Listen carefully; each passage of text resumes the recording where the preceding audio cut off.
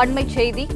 திருச்செந்தூர் கோவிலில் ரூபாய் 100 விரைவு தரிசன மோசடியை உயர் அதிகாரிகள் கண்காணிக்க தவறியது ஏன் என உயர் நீதிமன்ற மதுரை அமர்வு கேள்வி எழுப்பியுள்ளது.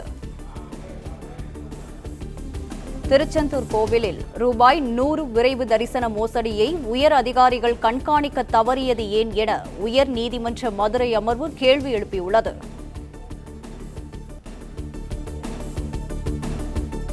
திருச்செந்தூர் கோவிலுக்கு எவ்வளவு வருமானம் வருகிறது என முறையாக வசூலிக்கப்படுகிறதா என ஆய்வு செய்வது யார் எனவும் நீதிபதிகள் கேள்வி எழுப்புகின்றனர்.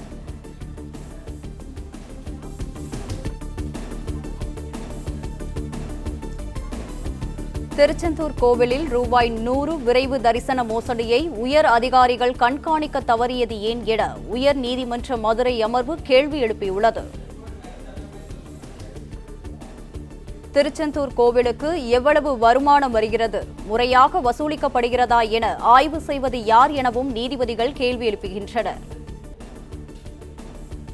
இது தொடர்பான கூடுதல் விவரங்களுடன் இணைகிறார் எமது செய்தியாளர் சந்திரன். சந்திரன், வணக்கம். மேலும் விவரங்களை பதிவு செய்யலாம்.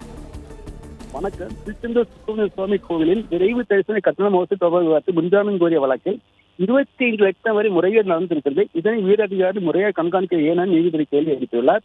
திருச்செந்தூர் முருகன் கோயிலுக்கு எத்தனை பக்தர்கள் வருகின்றனர், அவர்களால் எவ்வளவு வருமானம் வருகிறது, இந்த வருமானம் முறையாக வசூலிக்கப்பட என ஆய்வு செய்து அதிகாரி பணிதானே என நீதிபதி கேள்வி எழுப்பியுள்ளார்.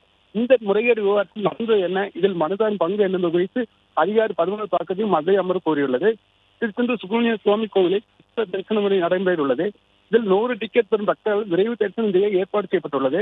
இந்த 100 டிக்கெட் விநியோகம் செய்தால் 25,24,000 கோயில் ஊழியர் முறையீடு செய்தால் புகார் இருந்தன. அதன் பேர் இந்த புகார் குறித்து விசாரிக்கப்பட்டது. இந்த முறைகேட்டில் அங்கு தற்காலிக பணியாளர் மேனகா என்பவர் ஈடுபட்ட கூறி அவர் பணியில் நீக்கம் செய்யப்பட்டார். மேலும் கணினி டிக்கெட்டுகளை சரிபார்க்காமலும் அலட்சியம் என்ற கோயில் பணியாளர்கள் பாலமுறை உச்சிமாலையை விளக்கு அளிக்கும்படி கோயில் நிர்வாகம் நோட்டீஸ் கொடுத்துள்ளது. இந்த விவகாரம் முறைப்படி அடுத்து ஏற்பட்ட நிலை 20 முன்ஜாமீன் மனு தாக்கல். இந்த வழக்கை விசாரித்த நீதிபதி தனபால் 25 லட்சம் வரை முறையே நடந்திருக்க இதனை நீதிபதி எங்களை கண்காணிக்க என கேள்வி எழுப்பி பதிலளிக்க ஒத்துவிட்டு வழக்கு விசாரணை ஒத்திவைத்துள்ளனர். பிளே ஸ்டோர் மற்றும் ஆப் ஸ்டோரில் இருந்து பாலிமர் செயலியை QR கோடு மூலம் பதிவிறக்கம் செய்யுங்கள். செய்திகளை உடனுக்குடன் பெறுங்கள்.